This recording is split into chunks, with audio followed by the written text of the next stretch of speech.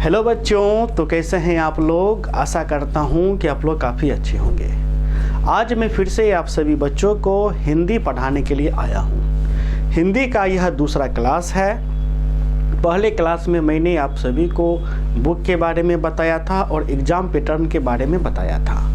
आज के इस क्लास में मैं आप सभी बच्चों को हिंदी का जो बुक है दिगंत भाग 2 आज से मैं प्रारंभ करूँगा। ठीक है, तो प्यारे बच्चों चलिए क्लास को हम प्रारंभ करते हैं। ठीक है, तो हमारा जो क्लास है क्लास हो गया यानी कक्षा हो गया 12। 8 संकाय बच्चों के लिए है, वैसे बच्चों के लिए जो बच्चे बिहार बोर्ड से कक्षा 12वीं की परीक्षा 2024 में देंगे, अर्थात ये जो बैच है आपका नया बैच है। और नए बैच से याद आया कि यदि आपने अभी तक हमारे पेड कोर्स में ज्वाइन नहीं किए हैं, ठीक है, तो आप अवश्य रूप से ज्वाइन कर लें। पेड कोर्स वैसे बच्चों के लिए है जो बच्चे बिहार बोर्ड से कक्षा 12वीं की परीक्षा 8 से 2024 में देंगे, उनके लिए पेड कोर्स है। ठीक है, सभी विषय के लिए मात्र 1500 रुपये आपको लग जाएंगे, जिसमें आपको लाइव क्लास दिया जाएगा। लाइव क्लास छूट जाता है तो रिकॉर्डेड वीडियो आपको मिल जाएगा। ठीक है, नोट्स मिल जाएगा, क्वेश्चन आंसर का नोट्स मिल जाएगा, लघु दीर्घ वस्तुनिष्ठ तीनों में MVVI VVI होगा। तो यदि आप जुड़ना चाहते हैं तो आप हमें कॉल कर सकते हैं। हमारा नंबर है 70 61 50 45 52। इस नंबर पे कॉल करके आप हमारे पेड कोर्स में ज्वाइन कर सकते हैं। ठीक है, या किसी भी प्रकार का कोई दिक्कत हो तो आप हमें इस नंबर पे कॉल कर से हमसे संपर्क कर सकते हैं। तो प्यारे बच्चों, दिगंत भाग 2 में पिछले क्लास में मैंने आपको बताया था कि 3 खंड आपका दिया गया है। पहला गद्यखंड, दूसरा काव्यखंड और तीसरा प्रतिपूर्ति, जिसमें मैंने आपको कहा था कि प्रतिपूर्ति को पढ़ना नहीं है। ठीक है, क्योंकि उनसे प्रश्न आपके एग्जाम में नहीं आते हैं। क्या पढ़ना है, तो एक गद्यखंड पढ़ना है और दूसरा पदखंड आपको पढ़ना है। तो पहला हो गया गद्यखंड और दूसरा हो गया काव्यखंड। ठीक है, मैंने पिछले क्लास में प्यारे बच्चों आपको ये भी बताया था कि गद्य खंड में अध्याय की संख्या यानी पाठ की संख्या, गद्य खंड में कुल कितने पाठ हम लोग पढ़ेंगे, तो प्यारे बच्चों हम लोग 13 पाठ पढ़ेंगे। ठीक है, और काव्य खंड में भी हम लोग कितने पाठ पढ़ेंगे, तो प्यारे बच्चों 13 पाठ पढ़ेंगे। लेकिन पाठों को पढ़ने से पहले हमें सबसे पहले यह समझना पड़ेगा कि आखिर गद्य खंड क्या होता है, आखिर काव्यखंड क्या होता है। सर थोड़ा सा आप हमें गद्यखंड के बारे में बताइए कि आखिर ये होता क्या है गद्यखंड। ठीक है, तो प्यारे बच्चों सबसे पहले हम आपको गद्यखंड बताएंगे, फिर पदखंड बताएंगे, फिर गद्य और पद में तुलना भी करेंगे यानी अंतर करेंगे। अंतर करेंगे तो आपको जाहिर सी बात है समझ में काफ़ी अच्छे से आएगा। ठीक है, तो प्यारे बच्चों देखिए, गद्यखंड जिसे हम गद्य भी बोलते हैं, जिसे हम गद्य भी बोलते हैं। ठीक है, गद्य खंड में हम लोग क्या करते हैं प्यारे बच्चों, वाक्यों का प्रयोग करते हैं। किनका प्रयोग करते हैं, हम लोग वाक्यों का। ठीक है, वाक्यों का प्रयोग गद्य खंड में किसका प्रयोग किया जाता है, वाक्यों का प्रयोग। अब जब वाक्य का प्रयोग होगा तो जाहिर सी बात है पैराग्राफ का भी आपका प्रयोग होगा। गद्य खंड में हमें वाक्यों का समूह भी देखने को मिलता है। जैसे एक लड़का था जिसका नाम राम है, राम जो है पटना गया, दिल्ली गया, तो ये सब क्या है आपका वाक्य है। तो गद्य खंड में हम लोग वाक्यों का प्रयोग करते हैं। ठीक है, समझ गए पहला पॉइंट। दूसरा पॉइंट आपका हो जाता है गद्य खंड में प्यारे बच्चों हम लोग जो है वो सामान्य शब्दों का प्रयोग करते हैं, यानी कोई भी शब्दों का प्रयोग किया जा सकता है, यानी सामान्य शब्दों का भी प्रयोग किया जा सकता है और विशेष शब्दों का भी आपको प्रयोग किया जा सकता है। ठीक है, अर्थात गद्य खंड में सामान्य शब्द का प्रयोग हम लोग करते हैं। ठीक है, और एक शब्द के मेरा यदि मन है तो हम पर्यायवाची शब्द का भी प्रयोग कर सकते हैं। जैसे पानी के जगह हम जल का भी प्रयोग है ना कर सकते हैं गद्य खंड में, है कि नहीं। तो गद्य खंड में आपको सामान्य शब्दों का प्रयोग किया जाता है, विशेष शब्दों का भी प्रयोग किया जाता है, यानी दोनों में सब किसी भी प्रकार का शब्दों का प्रयोग आप कर सकते हैं। ठीक है, तो ये आपका हो गया 2 पॉइंट। इसी 2 पॉइंट से सबसे पहले हम तुलना करेंगे काव्य खंड से। ठीक है, काव्य खंड को हम लोग पद भी बोलते हैं, पद खंड, सब बात आपका बराबर है। अब देखिए काव्य खंड जो हो जाता है, देखिए गद्य खंड में हमने किसका प्रयोग किया, वाक्यों का प्रयोग किया, जबकि काव्य खंड में प्यारे बच्चों हम लोग वाक्यों का प्रयोग नहीं करते हैं। ठीक है, काव्य खंड में हम लोग वाक्यों का प्रयोग नहीं करते हैं। तो आप कहिएगा कि सर जब हम वाक्यों का ही प्रयोग नहीं करते हैं तो काव्य खंड में हम किसका प्रयोग करते हैं, सोचने वाली बात है। तो प्यारे बच्चों काव्य खंड में हम लोग प्रयोग करते हैं लाइन का। किसका प्रयोग करते हैं, लाइन, जिसको हिंदी में हम लोग कहते हैं पंक्ति। क्या कहते हैं, पंक्ति। ठीक है, अर्थात काव्य खंड में हम लोग पंक्तियों का प्रयोग करते हैं। ठीक है, या डायरेक्ट हम लोग लिख देते हैं लाइन का प्रयोग किया जाता है, लाइन का प्रयोग यानी पंक्तियों का प्रयोग किया जाता है। ठीक है, इसलिए देखिएगा कि जितना भी आपका काव्य होगा अर्थात पद होगा वे सारे के सारे पंक्ति में होंगे। किस में होंगे, पंक्ति में होंगे। ठीक है, और जो दूसरा विशेषता आपको चले आता है कि काव्य खंड में जिन शब्दों का हम लोग प्रयोग करते हैं वे शब्द विशेष शब्द होते हैं। कैसे शब्द होते हैं, विशेष शब्दों का प्रयोग। काव्य खंड में हम लोग प्यारे बच्चों किनका प्रयोग करते हैं, तो विशेष शब्दों का ही प्रयोग करते हैं।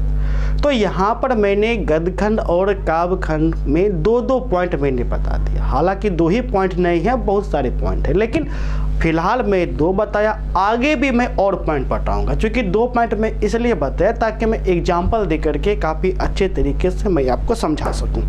ठीक है, अब देखिए ये है मेरे पास बुक दिगंत भाग 2, आप प्यारे बच्चों देख पा रहे हैं। ठीक है, अब सबसे पहले हम खोलेंगे, क्या खोलेंगे, गद्य खंड।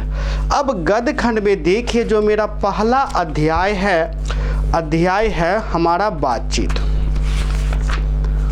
प्यारे बच्चों दिख रहा है, ये हमारा पहला अध्याय हो गया बातचीत। ठीक है, अब इस बातचीत में आप प्यारे बच्चों देख पा रहे जो भी क्या लाइन का प्रयोग है, लाइन का प्रयोग नहीं है। किनका प्रयोग है, तो वाक्यों का। देख पा रहे हैं कि नहीं देख पा रहे, देख पा रहे हैं, वाक्यों का प्रयोग है। इसी प्रकार आप देखिएगा दूसरे भी पेज में तो वाक्यों का ही प्रयोग है। यानी जो गद्य खंड है, गद्य खंड का सभी पार्ट में वाक्यों का प्रयोग किया गया। ठीक है, अर्थात जितने भी गद्य खंड होते हैं सभी गद्य खंड में वाक्यों का ही प्रयोग होता है। जबकि जो पद खंड होता है उसमें हम लोग पंक्ति का प्रयोग करते हैं, यानी लाइन का। अब आप देख सकते हैं जैसे ये आप ही का देखिए काव्य खंड है, काव्य खंड में एक आ गया पद, और ये पद देखिए लाइन बाय लाइन है कि नहीं, वाक्यों में तो नहीं है, लाइन बाय लाइन है। लाइन बाय लाइन आप देख पा रहे हैं कि नहीं देख पा रहे, देख पा रहे हैं। ठीक है, और इनमें जो शब्द होता है वे आपको विशेष शब्द होते हैं। क्या होता है, विशेष शब्द। अब आप कहिएगा कि सर ये सामान्य शब्द क्या होता है और विशेष शब्द क्या होता है, थोड़ा सा एग्जाम्पल दे करके आप हमें समझाइए। ठीक है, अब देखिए सबसे पहले हम बताएंगे इनका विधा। ठीक है, तो देखिए गद्य खंड के अंतर्गत इनका विधा क्या क्या हो सकता है, तो इनका जो विधा हो सकता है कहानी, क्या हो सकता है, कहानी, भाषण, निबंध, यात्रा वृत्तांत, ठीक है, पत्र, डायरी, आत्मकथा आदि। लिखने के लिए तो और है, उतना कौन लिखेगा, आदि। ठीक है, समझ गए प्यारे बच्चों? अब देखिए, जो भी हम कहानी पढ़ेंगे, जो भी हम भाषण पढ़ेंगे, जो भी निबंध पढ़ेंगे या यात्रा पढ़ेंगे, पत्र पढ़ेंगे, डायरी पढ़ेंगे, आत्मकथा पढ़ेंगे, तो सब में क्या होगा? वाक्यों का ही तो प्रयोग होगा। अब मान लीजिए एक हम आत्मकथा ले, जैसे मेरा स्वयं का आत्मकथा, मेरा बचपन का आत्मकथा। जैसे मेरा नाम राम है, मैं एक दिन पानी पी रहा था। अब इस पानी के जगह हम लोग जल का भी प्रयोग कहना कर सकते हैं। मैं एक दिन जल पी रहा था, है कि नहीं? कर सकते हैं कि नहीं कर सकते? कर सकते हैं। यानी उनके जगह हम पर्यायवाची शब्दों का यदि प्रयोग करेंगे तो क्या कोई फर्क पड़ेगा? अब बताइए, फर्क पड़ेगा? फर्क नहीं पड़ेगा। लेकिन काव्यखंड में फर्क पड़ता है, काव्यखंड में फर्क पड़ता है। ठीक है, क्योंकि काव्यखंड में हम लोग एक तो लाइन का प्रयोग करते हैं और जो लाइन में जो शब्द होता है वह अपने आप में विशेष शब्द होता है। उन शब्दों के जगह पर हम कोई पर्यायवाची शब्द का भी इस्तेमाल नहीं कर सकते हैं। ठीक है, अब कैसे नहीं कर सकते हैं?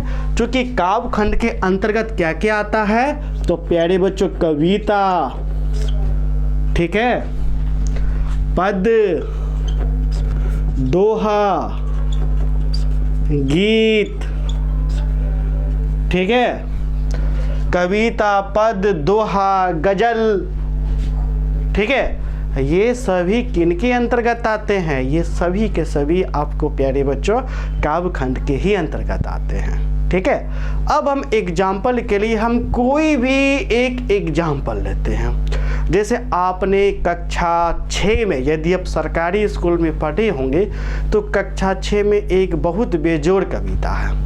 हवा हूँ हवा में बसंती हवा हूँ, सुनो बात मेरी अनोखी हवा हूँ, है कि नहीं? तो पंक्ति बद पंक्ति आपको रहता है हवा हूँ हवा में। थोड़ा सा मैं लिख देता हूँ, हवा हूँ हवा में। तो इस प्रकार से आपने अपने शिक्षक को सुनाया भी होगा याद करके, हवा हूँ हवा में बसंती हवा हूँ, सुनो बात मेरी अनोखी हवा हूँ। अपने क्लास 6 में ये कविता पढ़ा होगा। अब आप हमें ये बताइए, क्या इस हवा का पर्यायवाची वायु हम इस काव्य में कर सकते हैं? क्या इस प्रकार हम बोल सकते हैं, वायु हूँ वायु में बसंती वायु हूँ, सुनो बात मेरी अनोखी वायु हूँ? कर सकते हैं? नहीं ना कर सकते हैं। यदि करेंगे तो क्या होगा? सुनने में अच्छा नहीं लगेगा। सुनने में अच्छा लगेगा? नहीं लगेगा। इसी प्रकार प्यारे बच्चों गीत, है कि नहीं? काफ़ी मान के चलिए जो गीत है काफ़ी ज़्यादा आप लोग सुनते होंगे, और गीत में जो शब्द का प्रयोग किया जाता है, क्या उन शब्दों के जगह पर्यायवाची प्रयोग कर सकते हैं? नहीं कर सकते हैं। क्यों नहीं कर सकते हैं? यदि करिएगा तो सुनने में अच्छा नहीं लगेगा। ठीक है, तो इसलिए काव्यखंड में प्यारे बच्चों जिन भी शब्दों का प्रयोग किया जाता है वे सारे शब्द विशेष शब्द होते हैं, और काव्यखंड का एक अपना रुतबा होता है। ठीक है, एक अपना ही विशेषता होता है। विशेषता यह होता है कि काव्यखंड को सुर के साथ गाया जाता है। सुर, लय, ताल के साथ गाया जाता है। यानी आप काव्यखंड को जितना सुर के साथ गाइएगा, जितना लय के साथ गाइएगा, सुनने वाले को उतना ही ज़्यादा अच्छा लगेगा और वो सुनना उतना ही ज़्यादा वो पसंद करेगा। आप जब कक्षा 6 में होंगे तो आपके सर इसी तरह सुनाते भी होंगे गा गा करके कविता। जैसे सर आपको सुनाते होंगे, हवा हूँ हवा में बसंती हवा हूँ, सुनो बात मेरी अनोखी हवा हूँ। तो देखो मैं जो गा रहा हूँ इसमें मैं लय भी जोड़ रहा हूँ कि नहीं जोड़ रहा हूँ? जोड़ रहा हूँ, जिससे आपको सुनने में काफ़ी अच्छा लग रहा होगा। लग रहा है कि नहीं लग रहा है? तो काव्यखंड में हम लोग लय भी जोड़ते हैं, सुर भी जोड़ते हैं, ठीक है, जिससे सामने वाले को सुनने में काफ़ी अच्छा लगे और सुन के कहे कि वाह क्या बेजोड़ कविता है, क्या बेजोड़ कविता है, क्या गाया है, क्या दोहा है, क्या संगीत है कि नहीं? जबकि सुर और ताल लय का हम लोग गद्य खंड में करते हैं, हम लोग नहीं करते हैं। सुर और ताल में हम लोग गद्य खंड में सुर ताल का हम लोग प्रयोग नहीं करते, अर्थात इसको हम गाते नहीं हैं। ठीक है, समझ गए? इतना तो समझने में किसी भी प्रकार का कोई दिक्कत आपको नहीं है, ना हो रहा होगा। ठीक है, अब जो काव्य खंड होता है प्यारे बच्चों, इसी गद्य खंड, ये जो गद्य खंड है, जो कहानी है, भाषण है, निबंध है, ठीक है, इसी के भाव को ले करके कम शब्दों में गुनगुना करके गाया जाता है काव्य खंड में, समझ गए? और कहा जाता है ये जो काव्य खंड है अर्थात कविता है प्यारे बच्चों, ये आपका गद्य खंड से भी पहले यदि किसी का विकास हुआ था वह पद खंड का हुआ था, अर्थात गद्य खंड से पहले विकास पद खंड का ही हुआ था, समझ गए? तो ये तो हो गया, थोड़ा थोड़ा बात हो गया, बेसिक जानकारी हो गया जो कि आप सभी बच्चों को आना ही चाहिए। ठीक है, तो अब हम आते हैं मेन बात। मेन बात क्या क्या है प्यारे बच्चों? तो मेन बात देखिए ये है आपका, ठीक है, कि जो भी गद्य खंड लिखेगा हमेशा अब आपको याद कर लेना है, जो भी गद्य खंड लिखेगा वह कहलाएगा लेखक। वो प्यारे बच्चों क्या कहलाएगा? लेखक। अर्थात हम जब भी गद्य खंड पढ़ेंगे, जैसे गद्य खंड में पहला पाठ है बातचीत, है कि नहीं, दूसरा पाठ है उसने कहा था, इनके क्या हो गए? अब इनके लिखने वाले क्या कहलाएंगे? लेखक। अर्थात बातचीत को कौन लिखे? बालकृष्ण भट्ट। तो बालकृष्ण भट्ट क्या हो गए? लेखक, है कि नहीं? उसने कहा था कौन लिखे? पंडित चंद्र शर्मा गुल्लेरी। तो ये क्या कहलाए? लेखक। तो जब भी हम लेखक के जब भी हम जिक्र करेंगे लेखक के बारे में, हम क्या कहेंगे? लेखक कहना चाहते हैं। क्या? तो लेखक कहना चाहते हैं। ठीक है, अर्थात गद्य खंड के रचनाकार लेखक कहलाते हैं। क्या कहलाते हैं? लेखक। जबकि काव्य खंड के रचनाकार कवि कहलाते हैं। क्या कहलाते हैं? कवि। ठीक है, यह हमेशा याद कर लीजिएगा। काव्य खंड के रचयिता क्या कहलाएंगे? कवि कहलाएंगे, समझ गए? अर्थात जो भी हम काव्य पढ़ेंगे यानी कविता पढ़ेंगे, चाहे वो पद पढ़ेंगे, तो हम कहेंगे कवि कहना चाहते हैं। क्या कहना चाहते हैं? जो पाठ में होगा वो कहना चाहते हैं, समझ गए? तो ये आपको थोड़ी थोड़ी सी बातों को समझना अत्यधिक महत्वपूर्ण हो जाता है, क्योंकि थोड़ी थोड़ी बात यदि आप समझ जाते हैं, छोटा छोटा बातों को भी गहराई से समझ जाते हैं, तो यकीनन आपका जो पढ़ाई है काफ़ी बेहतरीन हो जाएगा। ठीक है, मज़ेदार हो जाएगा। ठीक है, तो जहाँ तक मुझे लगता है कि अब आपको गद्य खंड और काव्य खंड को समझने में किसी भी प्रकार के प्यारे बच्चों कोई कठिनाई नहीं हुआ होगा। यदि कोई कठिनाई है तो आप हमें कमेंट करके बता सकते हैं। ठीक है, चलिए तो अब हम आगे बढ़ते हैं। चलिए, अब गद्य खंड सबसे पहले हम प्यारे बच्चों प्रारंभ करेंगे। क्या प्रारंभ करेंगे? प्रारंभ करेंगे तो वह करेंगे गद्य खंड। ठीक है,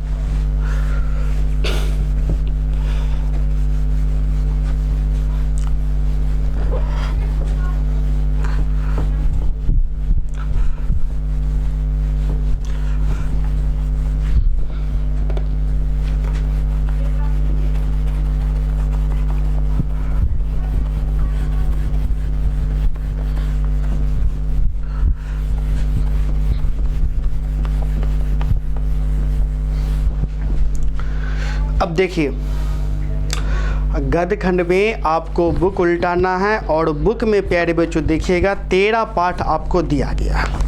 जैसे पहला पाठ है आपका बातचीत, दूसरा पाठ है उसने कहा था, तीसरा है संपूर्ण क्रांति, चौथा है अर्धनारीश्वर, पांचवा है रोज, छठा है एक लेख और एक पत्र, सातवां है ओ सदा नीरा, आठवां है सिपाही की मां, नौवां है परगीत और समाज, 11वां है जूठन, 12 है हंसते हुए मेरा अकेलापन, 13 है तिरीच और 14 है शिक्षा। हालांकि इसमें 10 क्रम मिस्टेक है, 10 इसमें नहीं है, इसलिए 14 का अंक ये आपको क्रम आ गया है आपका 13 ही। ठीक है, तो जितने भी प्यारे बच्चों पाठ का शीर्षक है आपको याद कर लेना है उनके लेखक। क्या याद कर लेना है? लेखक। चूँकि आपके एग्जाम में हमेशा से प्रश्न पूछे जाते हैं, जैसे बातचीत पाठ के लेखक कौन है, उत्तर क्या हो जाएगा? बालकृष्ण भट्ट। आपको ये याद कर लेना है, ठीक है। इसी प्रकार पर एग्जाम में प्रश्न पूछा जाएगा, उसने कहा था कि लेखक कौन है, उत्तर क्या हो जाएगा, चंद्र शर्मा गुलेरी।